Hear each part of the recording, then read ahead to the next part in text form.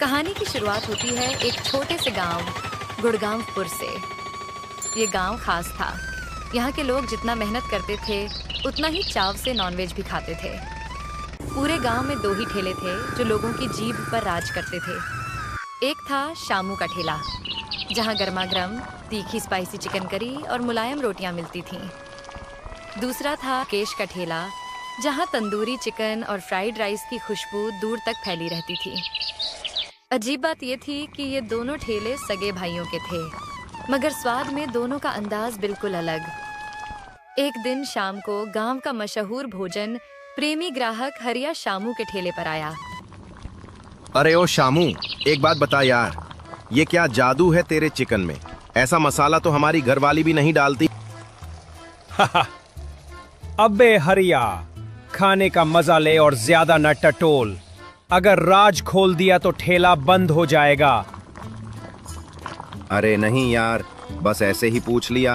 अब जल्दी एक थाली लगा दे, भूख लगी है तगड़ी। शामू ने गर्मा गर्म चिकन करी रोटियों के साथ परोसी। जैसे ही हरिया ने पहला निवाला मुंह में डाला, आंखें बंद कर लीं। उफ, ये स्वाद, ये तीखापन, लगता है जीभ भी नाच रही है। वहीं दूसरी तरफ मुकेश के ठेले पर भी भीड़ लगी रहती। मुकेश खुद बड़ा मजाकिया था। भाई साहब, आज के तंदूरी में इतना स्वाद है कि खाकर आप बीवी का गुस्सा भी भूल जाओगे। सच कह रहा है मुकेश। तेरे फ्राइड राइस में तो ऐसा स्वाद है जैसे सीधे होटल से आया हो। गांव में दोनों भाइयों का ठेला खूब चल रहा था, पर हर रोशनी के पीछे एक परछाई होती है। गांव में एक और शख्स था, रतन। कुछ साल पहले वो भी चिकन का ठेला लगाता था, पर जब से इन दोनों भाइयों ने शुरुआत की थी, उसका धंधा ठप हो गया था। रतन के दिल में जलन थी और जलन से पैदा हुई थी साजिश। एक दिन उसने गांव में अफवाह फैलाई। अरे भाई सुना क्या, वो शामू और मुकेश सस्ता चिकन लाते हैं बाहर से, पूरा खराब माल, और हमें खिलाते हैं महंगे दामों में। सच में? पर स्वाद तो गजब का होता है। स्वाद से क्या लेना अगर चिकन ही खराब हो तो? ये खबर जैसे जंगल में आग की तरह फैली, मगर शामू और मुकेश ने हार नहीं मानी। उन्होंने फौरन गांव के सरपंच को बुलाया, साथ ही चिकन सप्लायर के बिल, लाइसेंस और सर्टिफिकेट भी दिखाए। देखो सरपंच जी, हम किसी को भी खराब खाना नहीं खिलाते। ये हमारी इज्जत का सवाल है। अगर कोई भी गड़बड़ी मिले तो हम खुद ठेला हटा देंगे। सरपंच ने सब कुछ चेक किया और गांव वालों को समझाया। इन दोनों भाइयों के खाने में कोई खराबी नहीं है। अफवाह फैलाने वाला सजा का हकदार है। गांव वालों ने राहत की सांस ली और रतन की साजिश नाकाम हो गई।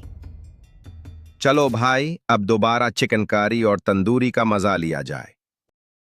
गांव फिर से स्वाद की खुशबू में डूब गया, पर यह सिर्फ शुरुआत थी।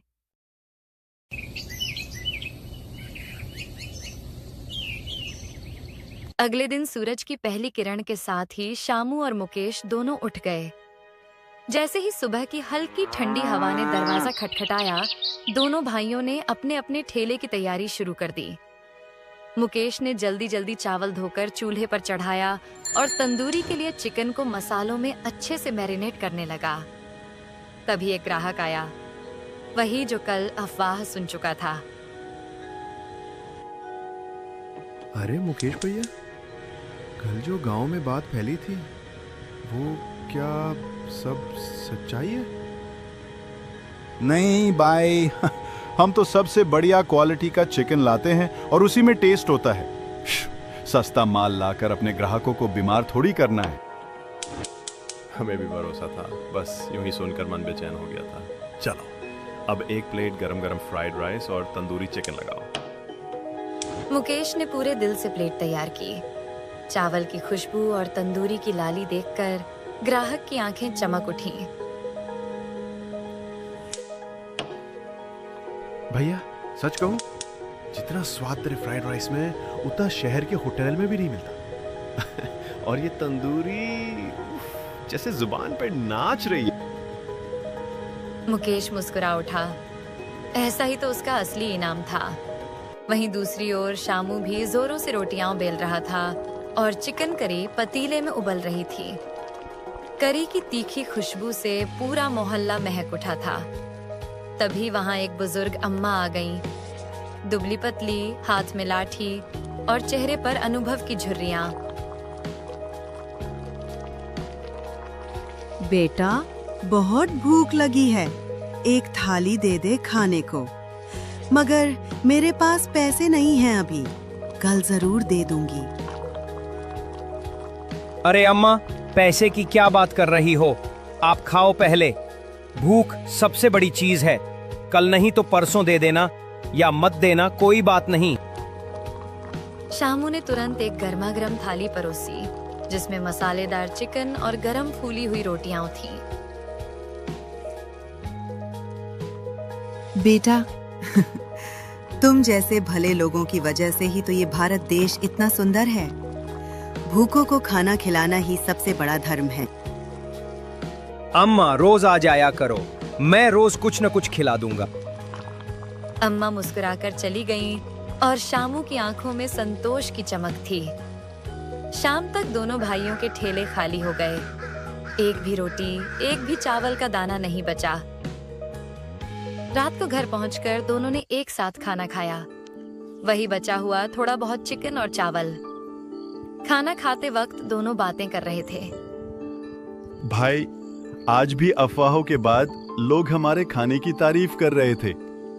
हाँ, और आज अम्मा को खाना खिलाकर दिल को जो सुकून मिला वो पैसों से कहीं ज्यादा था। दोनों हंसते हुए एक दूसरे की पीठ थपथपाते हैं और अगली सुबह की योजना बनाते हुए धीरे धीरे नींद की आगोश में चले जाते हैं।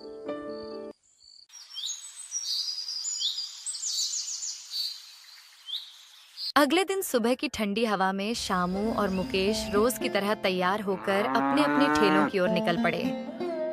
मगर जैसे ही वे चौराहे के पास पहुंचे, उनके कदम रुक गए।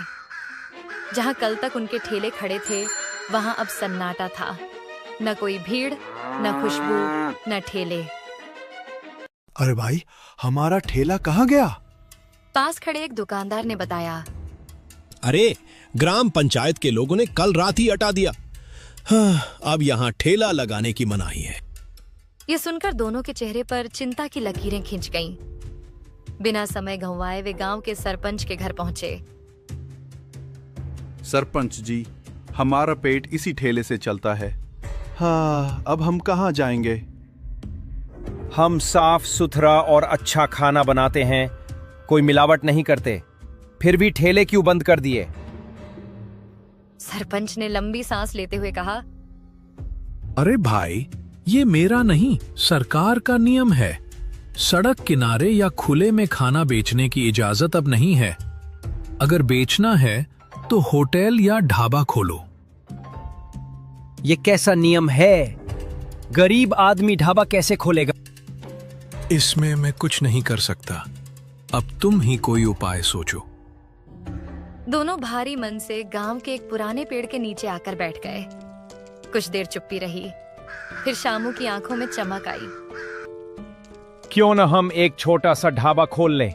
मैं चिकन करी बनाऊंगा, तुम फ्राइड राइस और तंदूरी संभालना। आइडिया तो अच्छा है, लेकिन ढाबा खोलने के लिए पैसे कहां से लाएंगे? गांव के सेठ से उधार लेते हैं। उन्हें हमारा खाना बहुत पसंद है, वो जरूर मदद करेंगे। दोनों उसी वक्त गांव के सेठ लालचंद के पास पहुंचे। सेठ जी, हमें ढाबा खोलने के लिए कुछ पैसे चाहिए, 4 महीने में लौटा देंगे। पैसे तो दे दूंगा, लेकिन एक शर्त है, तंदूरी का स्वाद पहले जैसा ही रहना चाहिए। वो तो हमारा वादा है सेठ जी। सेठ ने तुरंत रकम दे दी। दोनों भाइयों के चेहरे पर राहत आ गई। शाम को उन्होंने बैठकर ढाबा के लिए जरूरी चीजों की लिस्ट बनाई। चूल्हा, बर्तन, मसाले, मेज कुर्सियां और सबसे जरूरी एक अच्छी जगह। सौभाग्य से गांव के किनारे पर एक पुराना ढाबा सालों से बंद पड़ा था। मालिक से बात की तो उसने कम किराए पर दे दिया। उस रात घर लौटकर दोनों ने खाना खाया। शामू ने मुस्कुराते हुए कहा, कल से हमारी नई शुरुआत होगी और ये शुरुआत ठेले से भी ज्यादा सफल होगी। दोनों सो गए, मन में आने वाले कल की मीठी उम्मीदें और ढाबे में उठने वाली खुशबुओं की तस्वीरें लिए। अगली सुबह दोनों भाई शामू और मुकेश नई उम्मीदों के साथ उठे। जल्दी जल्दी नहा धोकर साफ कपड़े पहनकर अपने नए होटल की ओर निकल पड़े। रास्ते में ही वे सोच रहे थे कि आज पहला दिन है, पता नहीं भीड़ आएगी या नहीं। होटल पहुंचते ही दोनों ने कमर कस ली। शामू ने चिकन करी की तैयारी शुरू कर दी। ताज़ा मसाले पीसे, प्याज टमाटर भूनकर उसमें चिकन डाला। मसालों की खुशबू पूरे होटल में फैलने लगी। उधर मुकेश ने कढ़ाई में तेल गरम करके फ्राइड राइस बनाना शुरू कर दिया और जैसे जैसे पकने की महक फैलती, होटल के आसपास लोग रुकने लगे। पहला ग्राहक आया, गांव का ही रामू। अरे भाई, चिकन की तो गजब खुशबू आ रही है। एक प्लेट चिकन करी और रोटियां दे दो। बस 5 मिनट रुक जा रामू, अभी ताजा ताजा परोसता हूँ। 5 मिनट बाद गर्मा गर्म चिकन करी और फूली हुई रोटियां रामू के सामने थीं। रामू ने पहला निवाला लिया और उसकी आंखें चमक उठी। अरे भाइया, मजा आ गया। ये स्वाद, ये तीखापन, बिल्कुल पहले जैसा, बल्कि और भी बढ़िया। धीरे धीरे भीड़ बढ़ने लगी। गांव में जो भी पहले उनके ठेलों पर आता था, अब सब एक ही जगह पर मिलने लगा। होटल के बाहर हंसी मजाक, प्लेटों की खनक और मसालों की खुशबू का माहौल था। शाम तक हालत यह हो गई कि न एक रोटी बची, न एक दाना चावल। बर्तन खाली, ग्राहक खुश और दोनों भाइयों के चेहरे पर संतोष की मुस्कान। रात को घर आकर दोनों बैठ गए। भाई, सच कहूं तो ठेला बंद होना हमारे लिए वरदान बन गया। अब मुनाफा भी ज्यादा है और हम दोनों एक साथ काम भी करते हैं। हाँ, और सबसे बड़ी बात, अब हमारे ग्राहकों को एक ही जगह पर दोनों का स्वाद मिल जाता है। और सेठ जी की शर्त भी पूरी हो रही है, तंदूरी का स्वाद वही पुराना। देख मुकेश, मेहनत और ईमानदारी कभी बेकार नहीं जाती। और भाईचारा सबसे बड़ी ताकत है। गांव में अब उनका होटल चर्चा का विषय था।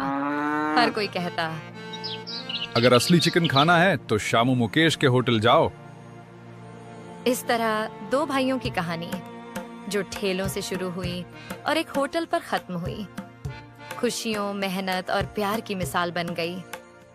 गांव में उनके नाम का मतलब ही बन गया, स्वाद और भरोसा एक छत के नीचे।